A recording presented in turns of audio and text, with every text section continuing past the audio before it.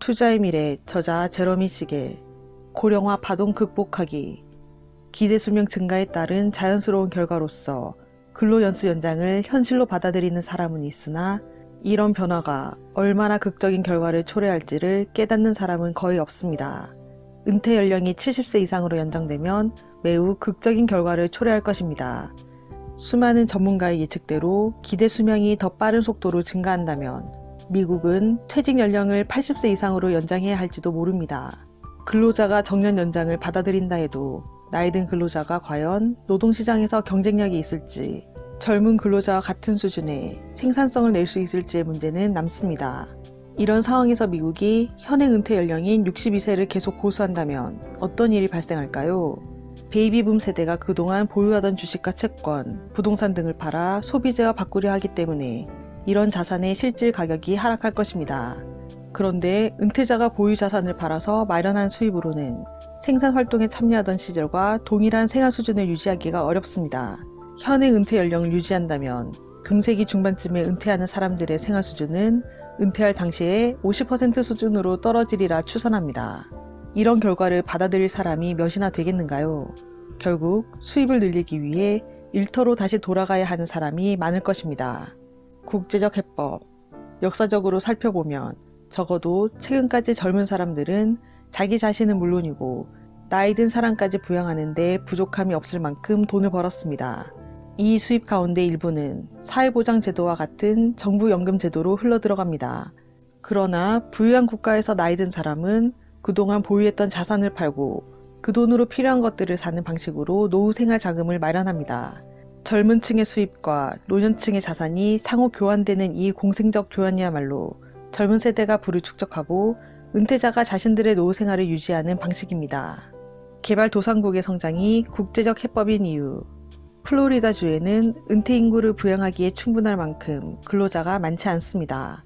그래서 경기 침체가 일어나면 어쩌나를 걱정하는 사람이 많을 법도 한데 실제로는 그 부분을 별로 신경 쓰지 않습니다. 플로리다주 노년층이 소비하는 제품과 서비스는 나머지 49개 주에 있는 젊은 인구가 생산한 것으로 충분히 충당할 수 있기 때문입니다. 또한 플로리다주에 거주하는 은퇴자는 보유 자산을 나머지 주에 사는 젊은 투자자에게 팔면 됩니다. 그러나 머지않아 50개 주 전체는 물론 캐나다와 유럽, 일본도 플로리다주와 같은 노인 천국이 될 것입니다.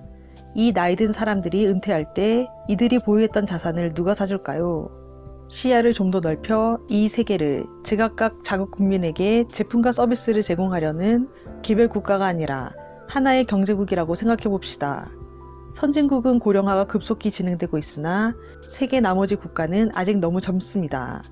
그림을 보면 인도, 중국, 그리고 나머지 개발도상국의 연령 분포 특성을 알 수 있습니다. 이 젊은 국가들이 선진국 은퇴자가 소비할 제품과 서비스를 생산하고 이들의 자산을 사줄 수 있습니다. 다음 그림은 이들 개발도상국의 높은 생산성 증가율이 선진부국의 은퇴 연령에 어떤 영향을 미칠 수 있는지 보여줍니다. 이 영향은 실로 엄청납니다.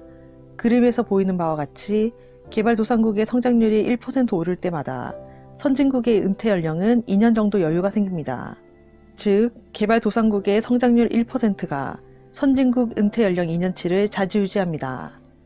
책 당신의 주식 투자는 틀렸다. 저자 성세영.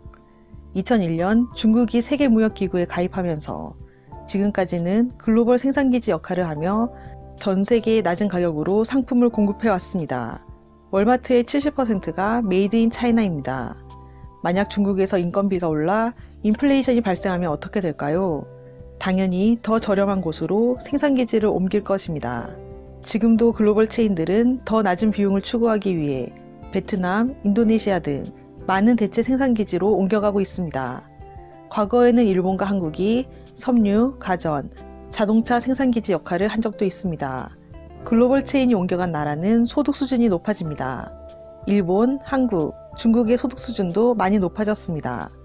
국민들의 소득 수준이 높아지면 그동안 소득이 낮아서 소비하지 못하던 미국 글로벌 독점 기업의 상품을 소비합니다.